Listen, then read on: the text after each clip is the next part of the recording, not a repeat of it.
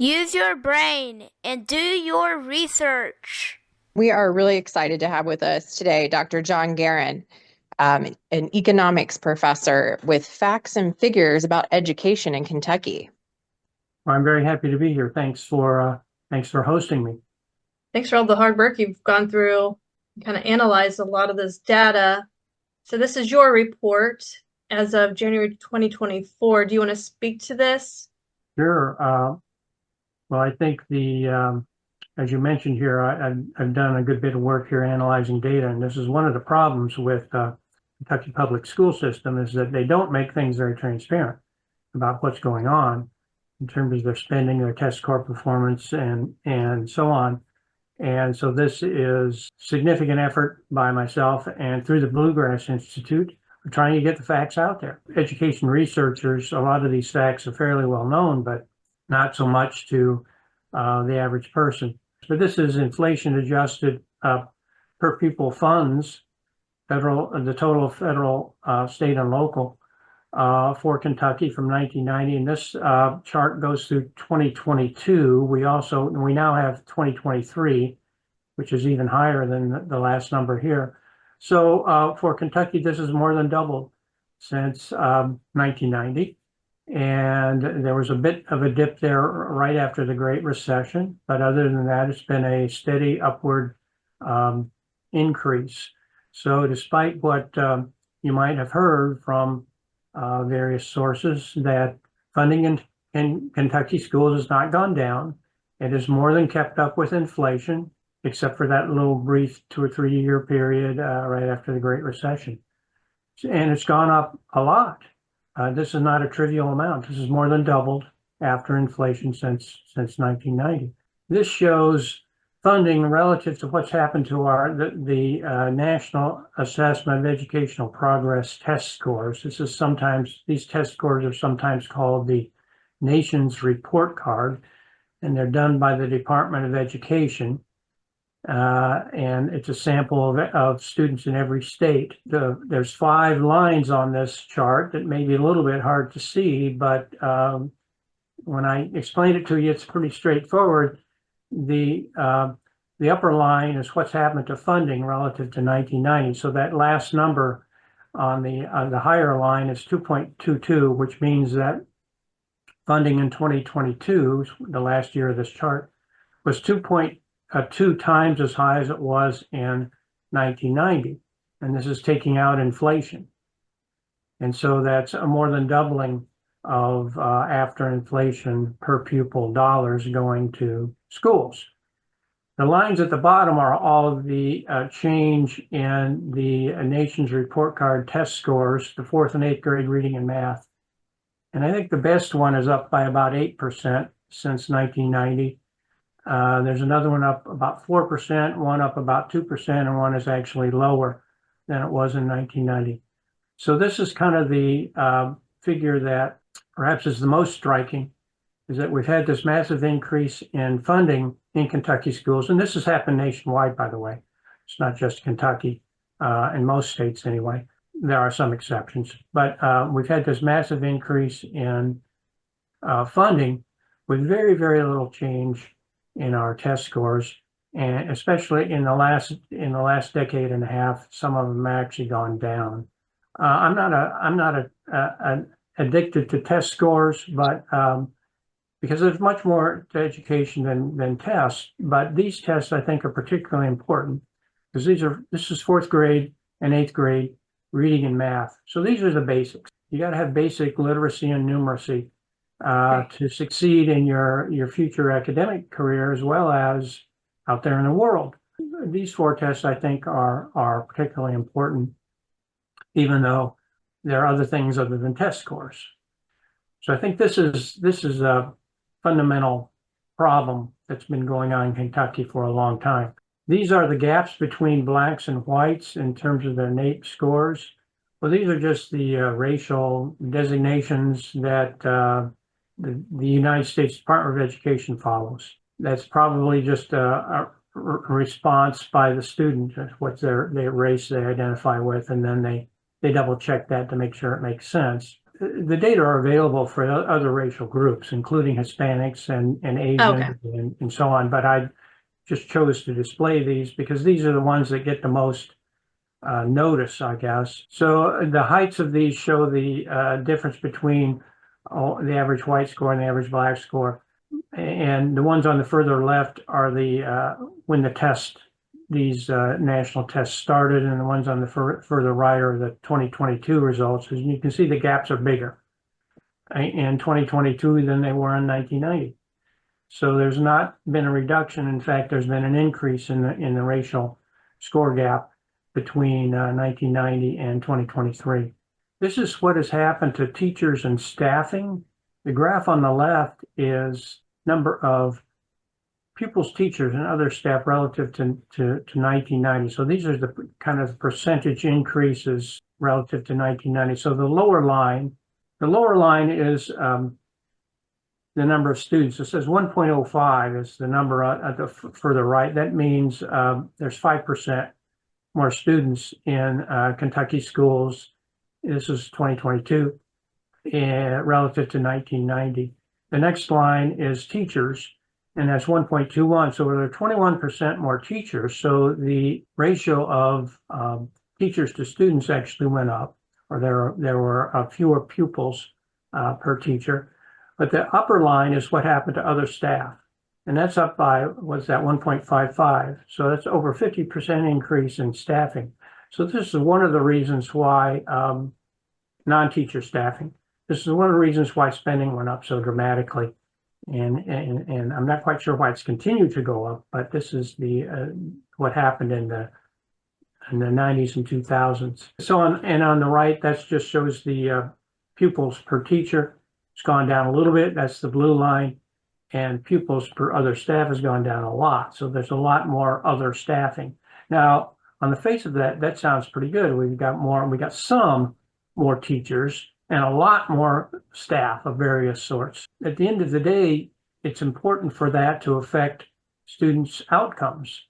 And based on at least the 4th and 8th grade reading and math, they're not improving. So we put a lot more money into this, and it's just hasn't been working. Okay, this is teacher pay, and on the left is what has happened to inflation-adjusted average teacher salaries from 1990 to 2022, and they went up during the 90s and 2000s, and then began to be stable. They're not changing much, and then actually falling in the last couple of years, although I think they've gone back up. And again, this is after they haven't been keeping up with inflation. And the graph on the right shows what's happened to teacher pay versus funds per pupil. The upper line is the one we've seen before, where funds per pupil are 2.2 times the level they were in 1990 after taking out inflation. And teacher salaries are about, 1.06 times what they were in relative to 1990 after taking out inflation. So this massive increase in funding has not really gone into teacher pay. Some of it did early on, but it certainly hasn't been happening lately. State and local and federal have all gone up. There was that period right after the Great Recession. Funds did not go up very much. Well, they didn't go up, total actually fell. Again, people complaining about funding not going up. That just hasn't happened. State funds had a difficult time keeping up with inflation here in the last couple of years because we had very high inflation, but the total amount of funds went up. Just adjusting for inflation didn't always keep up. Teachers that I've been speaking to have no idea what their per pupil spending is. Right. They're just told that the schools never have any money. So I definitely would like to point out how much money is going into the schools for the students, because I know for a fact even the most prestigious private schools don't cost you $17,000. Right. Well, and this is 2 years out of date. This when I wrote this paper, it was in January. That was the latest number, the 2021-22 school year. We now have figures for the 22-23 school year, but we don't have for last year, 23-24. So these numbers are higher. for 22-23. The total is over 20,000 per pupil. What in the world? Federal is about the same, about 3,500 per pupil. State was about 9,800 per pupil, and local, I think, was about 7,000 per pupil. And can we just tell everyone to what local funding means? Because I'm knocking doors and I'm finding out people don't realize 60% of your property taxes, that goes to the school. And then they have occupational licensing and all these other local things that your school board dictates. People have no idea what the local funding means. Yeah. Yeah, I mean, that's just a host of taxes, as you just noted, bunch of property taxes. I'm not sure about Boone County, but here in Lexington and other counties, we have a payroll tax. Part of that goes to the schools. There's taxes on utilities here in Lexington, and I think in many parts of Kentucky that go to the schools. So yeah, and it adds up. There's a lot. Like I say, in Kentucky, this number is, I think, close to $7,000 per pupil in 22-23. So yeah, that comes out of everyone's tax bill. And of course, so do the others, the state and federal. Of course, federal taxpayers are paying that, but Kentuckians are part of that group. It's just not something you see. You don't get a bill for that, right, every day like you would your grocery bill, or when you walk out of the store, or when you go and fill up gas, or when you pay your rent or your mortgage. You don't see the bill every day, but that's coming out of taxpayers little by little. I just want to make it very clear. We are now at over $20,000 per student, though, is what you're saying. That's correct.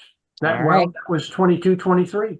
This is right off the Kentucky Department of Education's website. They have spreadsheets there of revenue and expenditures for every district and for the state as a whole. They don't broadcast these numbers out there, so there really is a lack of transparency in that regard. Mm-hmm.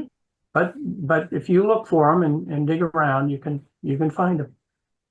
So, Dr. Garen, can you kind of expand upon, so say if I have a child who has special needs and I want to send him or her to a school where they're going to thrive versus public school where they're not able to accommodate them, what would that look like if school choice was in place? Like, how much money would go towards that school if I had school choice?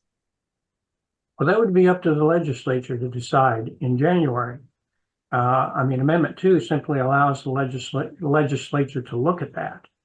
And so I can't tell you a number of what would happen. Usually what happens in other states is that there's some amount of money that parents would get. In many states, it doesn't, not everyone qualifies. In many states, the very highest income don't qualify for the programs, or in some states, you have to have had your child in public school for at least a year before you can qualify for getting them out of public schools with this extra funding. Although more states are going to what they call a universal eligibility, where everyone is eligible, but that's certainly not a majority of states yet. But anyway, so there would be a certain amount of money that would be set aside for your family. Again, the specifics and how that works depends on the type of program that might be enacted. But one program that other states have done is what they call an education savings account. It's where a certain amount of money gets deposited in the parent's name and to be used for education purposes only. And that's, of course, if you withdraw from the public system. So there would be money there that you can use for tuition or for buying, books and other school supply kind of things, tutoring and that sort of thing. That money would follow you, the parent, wherever you went. And the amount, again, would be determined by the legislature. So this is just a stepping stone. So this is just to get the ball rolling, and then it'll go back to the legislators. They will be a little bit more specific in the actual bill and then pass it. Yes. And of course, that's where there will be a lot of discussion about, what type of program, how much money, and so on. Normally, that amount of money, it varies from state to state in these education savings account programs or voucher programs, or there's also another kind of program, scholarship tax credit. It's basically a scholarship for kids to go to private schools, and it's funded through a tax credit. But they vary a lot. Some of them are very minimal, a couple of $1,000s, but some of them are quite a bit more than that. Like some of the newer programs are like up to $7,000 for kids, where that amount of money follows the student. It's more than that for disabled kids. Non-disabled would be, again, some states go up to around $7,000. Now, note that that's a heck of a lot less than the $17,000 in this report and the $20,000 which we are now spending on public education per pupil. That's a heck of a deal, right? If government entity can spend $7,000 and get a child into the type of education format that works for them, that's a heck of a lot better than spending $20,000 in a format that does not work for them. Right. So in many ways, this seems, in my mind anyway, it seems kind of like a no-brainer. You can spend less money and get a better fit for the child. Where's the downside, right? Yeah, I guess there are really two cases here. One is the bill, I guess this is 3 years ago, that the House Bill 563 that would set up a scholarship tax credit program in Kentucky. It was actually fairly a small program, but yeah, they were sued and it was ruled unconstitutional. And then we also have the charter schools that the charter school bill that was passed a couple of years ago. That's also currently in the Supreme Court. It's before the Supreme Court right now to rule on the constitutionality of those as well. So yes, this is why we need Amendment 2, so that these kinds of programs don't get caught up in the court system for people who are, sort of are embedded in the status quo. So those folks can't sue to stop it. So we need this amendment so that we can move forward with school choice type programs. And can we talk about the stunt the Kentucky School Board is trying to perform to manipulate the public into thinking we don't need Amendment 2? They're trying to confuse and deceive us that they're actually passing a resolution. Well, I guess they don't mention Amendment 2 here, but it seems pretty clearly targeted at Amendment 2 and any subsequent legislation that might come from that. Although I guess I shouldn't accuse them of an illegality, because I don't know if this is illegal or not, but that's up for the Attorney General to decide. But yeah, they just sued a man for basically doing the same thing. Yes.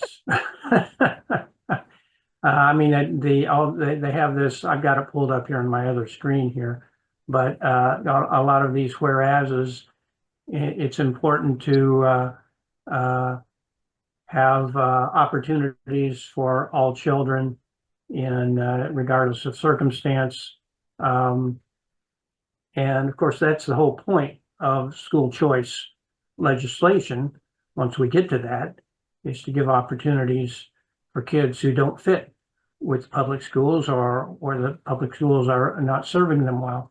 And so I talk about the need to eliminate funding inequities and operational efficiency. Well, the system certainly has a lot of inequities, at least in terms of outcomes right now. And it looks like there's a lot of inefficiency in the present system. There's another line in here about how it's important for the Kentucky Board of Education to promote the idea that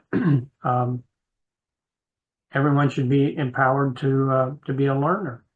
But again, that's the whole idea of school choice, is to allow parents and to work with teachers, whether they're public, private, or charter school teachers, to find what's best for their child. I think none of these whereas statements have anything to do with maintaining the status quo. I think the idea is that we'd like our education system to support effectiveness, things that actually provide a good education for the child, and regardless if that's public, private, or charter. In fact, I think our Kentucky Constitution, Section 183, says something like the legislature shall provide for an efficient system of common schools. And an efficient system, in my mind, means that one that works effectively, where kids get the kind of education that works for them.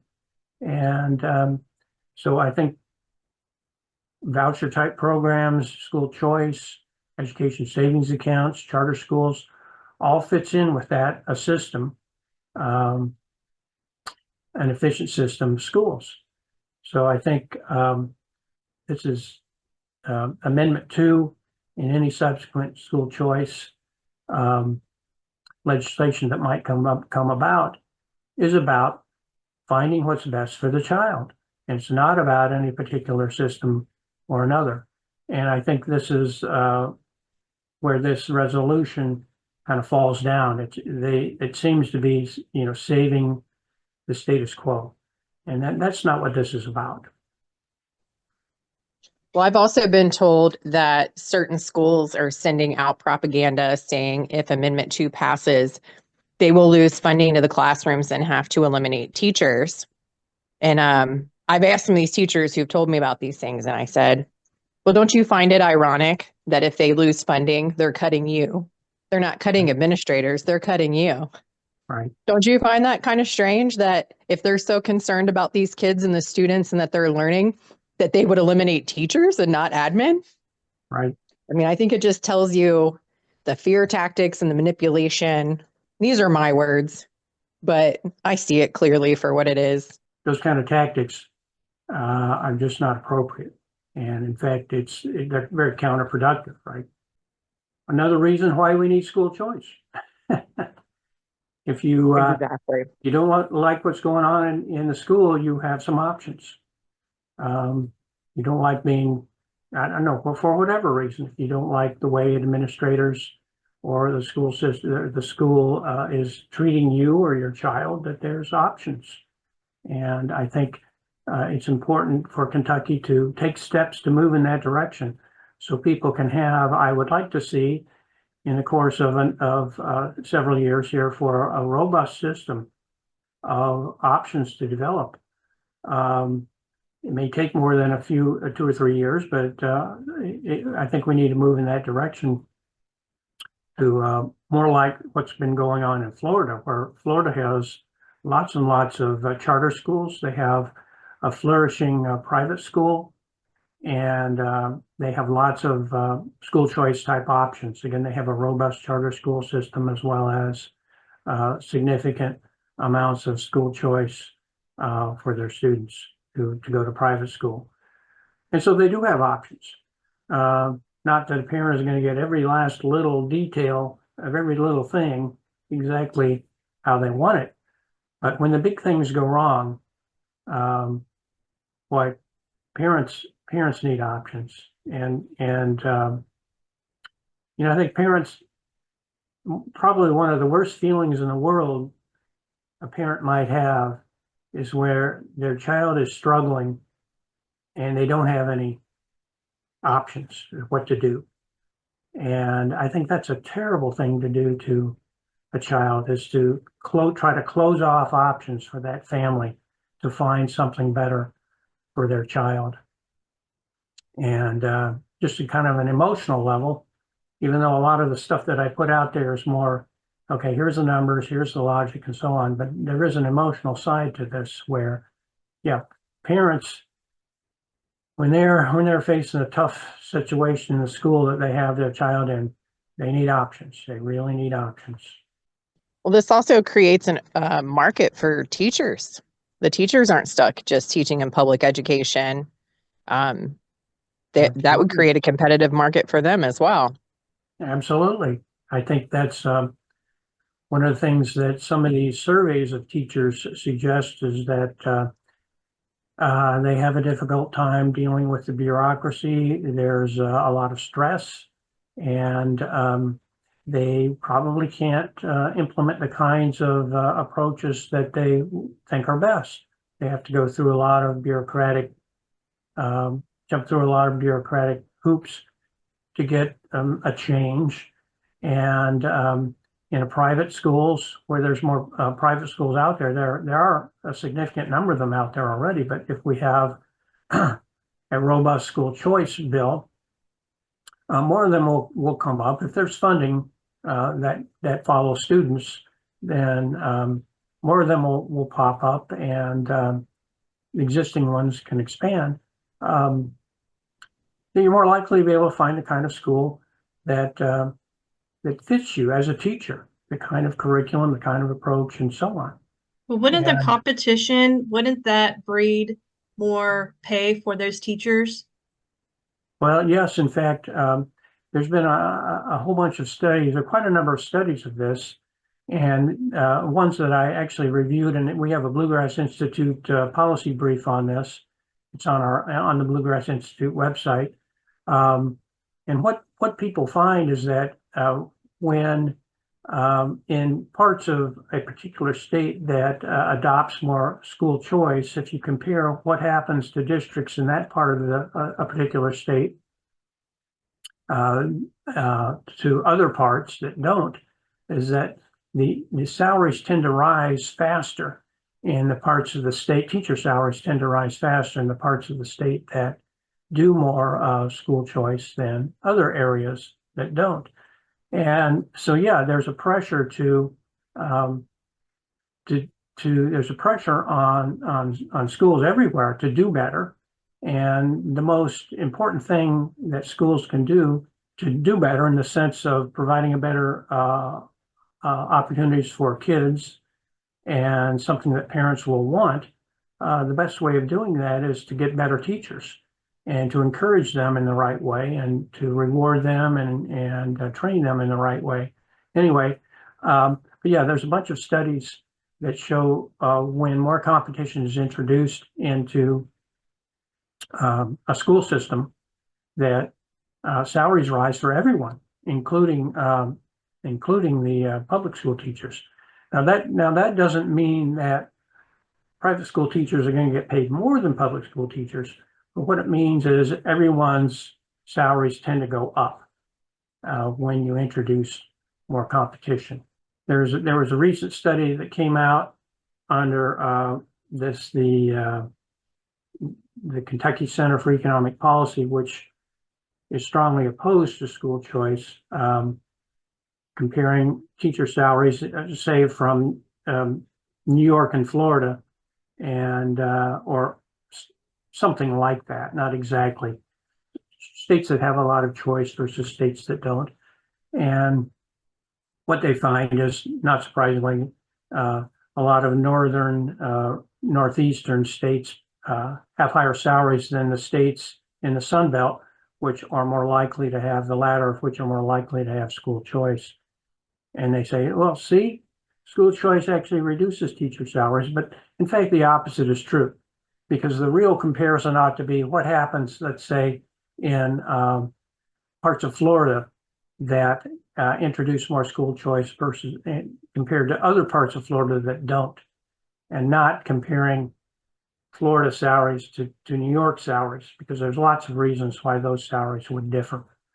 So what happens is, again, I said earlier, when you make those comparisons within states that parts of a state or districts that, for various reasons, have stronger school choice compared to regions that of the same state that don't, when you introduce that school choice, teacher salaries go up. And again, that's private, public, and charter school teachers tend to go up. I don't know. If I was a teacher, I'd be voting for Amendment 2. Well, I would too. I would too. Number who are below proficient, the number of basically failing, and the numbers are very, very large. Over half of the That's students bad. are not at proficient. Now, there was a big announcement of the latest test scores, the what's called the Kentucky Summative Assessment, which is the state testing. The 2024 test scores were released, and there were some very slight improvements. But in fact, I've got a document here I can pull up. Here's the state testing. This is the percent proficient or better. And in 2023, for all students in grade 4 math, 42% were proficient or better. What is that? 58% are not failing. Is that what that means? And so they went up to 43%. So, and this is for different ethnic groups. But if we go to grade 4 reading, the number of proficient or better in 2023 was 48%, went up to 50% in 2024. So at half. Grade 8 math went up from 36 to 37%. For grade 8 reading, actually went down from 44 to 41%. So yeah, overall there was some slight changes, but somehow bragging about having 43% of your grade 4 math students instead of 42%. I mean, that's really nothing to brag about. And I've heard that the standards were lowered as well. I did not hear that, but regardless, these are not good numbers. 43%, 50% who can fourth graders who can read grade level. That's very bad. So no matter how you cut it, this is not a good outcome here. So there was an announcement about this and sort of talking about slight improvements, but they're so slight that they seem kind of trivial, honestly. And the one that did make some more headlines was the one that I don't typically look at is the one on science. And I guess the science one was at 6% proficient for states, which is, and I don't know how that compares to previous years, but again, regardless, if only 6% of your kids are doing grade level work in science, that is very, very, very bad. So yeah, the system is not improving, and yet we still continue to spend more money on it. But the paper that we're coming out with at the Bluegrass Institute next week discusses how, really the fundamentals are wrong in that, in terms of how a school district operates, there's one of the most important things is where do you get your funding from? How do you get your funding? And the funding determines, to a large degree, a lot of the incentives. And sometimes people don't like to talk about incentives in education. Maybe it's kind of thought of as a bad word, but a kinder word perhaps is accountability. Accountability is basically a kind word for incentives, which means, if you do poorly, you get straightened out somehow, or you suffer some consequences. There's consequences. If you do well, you're rewarded. And so that's basically the idea of accountability, but it's really kind of an incentive. So in a public system, the incentives are, well, we've got to go after funding, and funding comes from 3 government bureaucracies: the state and local and federal. So regardless of how many districts there are in Jefferson County or in any other location, the incentives are to try to get funding, and that means pleasing political entities, and that introduces politics into the equation. Now, in contrast with a system where we have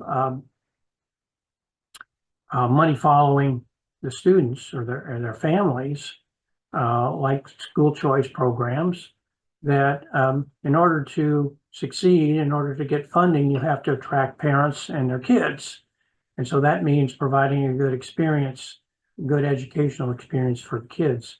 So fundamentally, that when we have politics determining school budgets, that we're going to get political outcomes, and they don't turn out very well. When we have a system where the funding follows the students and their family, that we're going to encourage schools that will be able to attract students and their families and do a good job with educating kids, and then they'll get some funding because they'll get more students in the door. So where we have a system like the latter, where we have money following the kids and we have a competitive system of schools, we're much more likely to get good outcomes, because getting good outcomes means you get more revenue, and you can do the good things that you want to do with that revenue. And so without that, I think that we're just going to be struggling continually, this continual funding struggle, and more money that is not doing much good, as in, with our current bureaucratic and politically determined system. Yes, it's been my observation that the public schools have gone in the direction of spending more of our tax dollars on administration and digital programs in the classroom.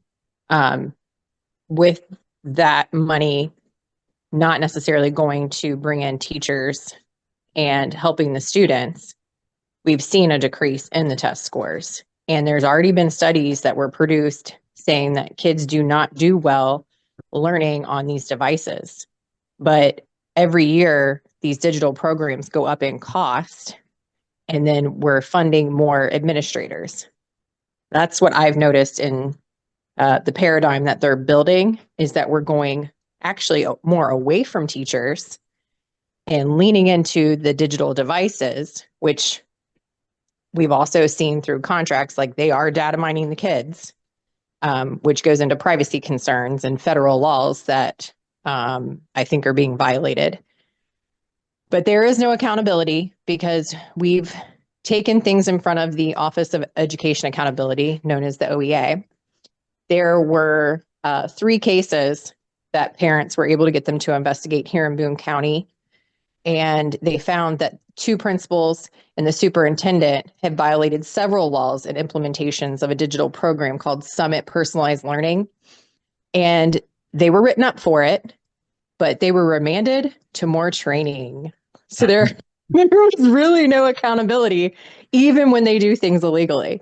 And it just blows my mind. And then if they do get sued for something, they're going to use your tax dollars to defend themselves. And if they lose that lawsuit, they're going to pay out your tax dollars. So they get to hide behind tax dollars and, like you said, the bureaucracy of it all. They get to hide. There is literally no accountability right now. Right. You do a bad job and you keep getting the funds. And that's again, one of the beauties of school choice. If you do a bad job, parents get out of there and you lose your funding. And then you better change. You better figure out the best way to do it. And that's not happening now, as you've just illustrated with your example there. We appreciate you, everything that you guys are doing. Thank you so much. Well, thank you guys for working hard on this as well. It's appreciated. Means a lot.